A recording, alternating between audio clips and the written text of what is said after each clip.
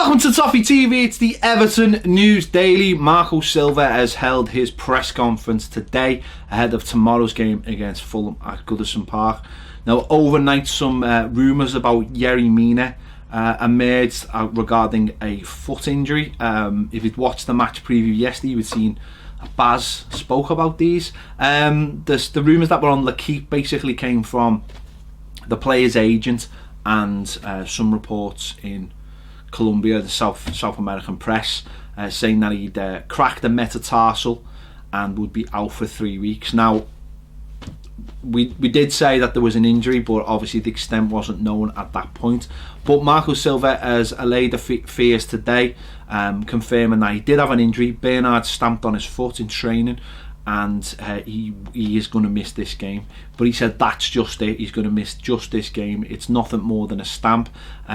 He has had metatarsal injuries before, and obviously he's been recovering from a metatarsal injury, but this is a different injury on the other foot. Now obviously it'll be interesting to see whether the club take precautions over this in the future and maybe insist that he wears stronger boots or boots with better lining in it. Obviously, I think it was around the 2000s in this country there was a spate of metatarsal injuries in a lot of England players. It was almost fashionable to have a metatarsal injury at the time, and I think a lot of the boot companies got their heads together and sorted something out so that there was protection around the area. So maybe that's what Everton will have to look for in terms of making sure that area is strengthened, because that's 3 injuries in just over a year, metatarsal injuries. So although this one isn't too bad, maybe this is exposed a problem that needs to be dealt with and can be dealt with. You know, that it can be dealt with quite simply. So hopefully he will be back, because obviously there's a lot of question marks over a player that a lot of Evertonians haven't seen. You know, we're nearly in October now, and obviously as fans we get worried naturally. You know, it's Everton at the end of the day. We get worried. So hopefully that will be sorted out, and the player will be on the on or in the team soon, hopefully. Marco Silva also mentioned the injuries to Seamus Coleman and Phil Jagielka. He said Phil Jagielka had trained all week, so he didn't say whether he was in contention for this game, but he said he trained all week, and he said hopefully Seamus Coleman will be back next week. And obviously with the prospect of a League Cup game next week as well against Southampton, maybe that would be an opportunity to reintroduce those players into the side, whether it be on the bench or starting the game. It would have been a fantastic chance for Mina as well to come back into the side, but or come into the side, but obviously it may come too early for him, and it might be we might have to wait for the league game next Saturday for him to come back in. We'll have to wait and see. So hopefully injuries are starting to sort themselves out bit by bit, hopefully. Gomez hopefully will start training next week as well, and we'll join in. I don't know whether the game against Southampton will be too early for him, but it'd be good to have him training with the first team and getting involved with them, and hopefully we'll see him in the team soon. Marco Silva also mentioned this guy here, Richarlison. He said he was asked the question about playing centrally, and he said that it's a possibility.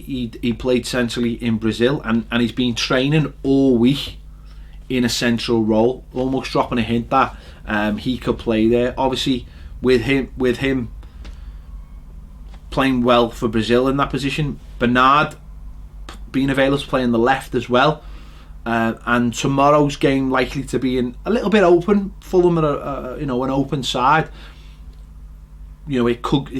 Everton need goals. It's as simple as that. No one who's watched Everton this season will disagree that Everton need goals. The last couple of games, I think if we took our chances, we win both of those games. But that's what you need to do in football. That's why strikers are worth millions and millions and millions of pounds. So hopefully,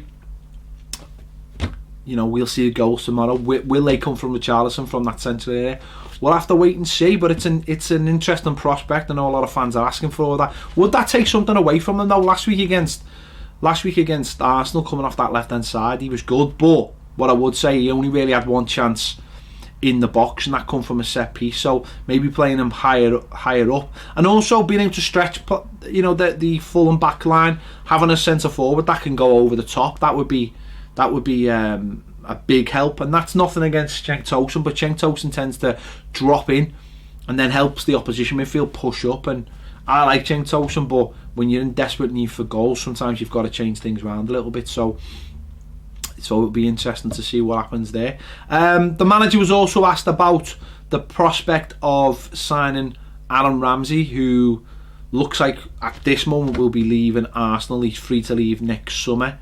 But you would imagine that if he's not in the plans for the current manager, January could be a prospect. And you know, if you're going to buy a player in January, you've got to start working on it around now. So maybe Everton could be in the hunt for Aaron Ramsey, but he battered away. He didn't want to talk about it, which you can understand. He didn't want to talk about the player. You know, if it been Big Sam, he probably would have said, "Yeah, we'll go and have a chat with him." But he said he didn't want to talk about it. So fair enough. But the question was posed to him, but he didn't want to talk about it. He also spoke about Jordan Pickford. He was asked about obviously him signing a new deal, and he said he can be world class. He can be a world class leader, because he was obviously asked in the press conference about leaders and the lack of leaders maybe in this squad. He said he can be a world class leader. He could be captain one day.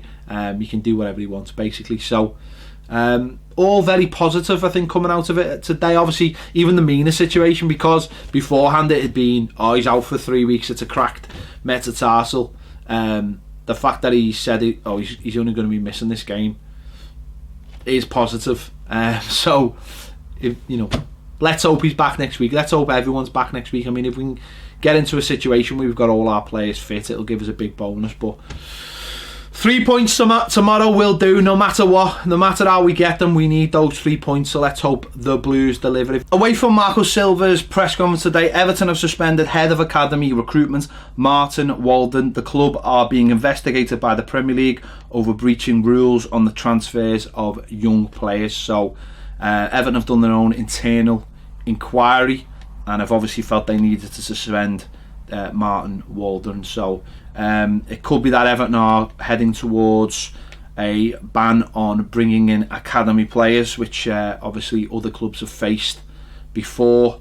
And if they've broke the rules, then so be it. So if you haven't already checked out the match preview, please do so.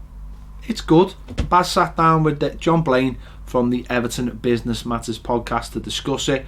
The starting 11 video will be out as well, where we put out who we hope will be starting the game. And if you haven't joined us on Patreon, make sure you do. There's loads of great programmes out this week. Baz will be looking over the Arsenal game in the Tactics show.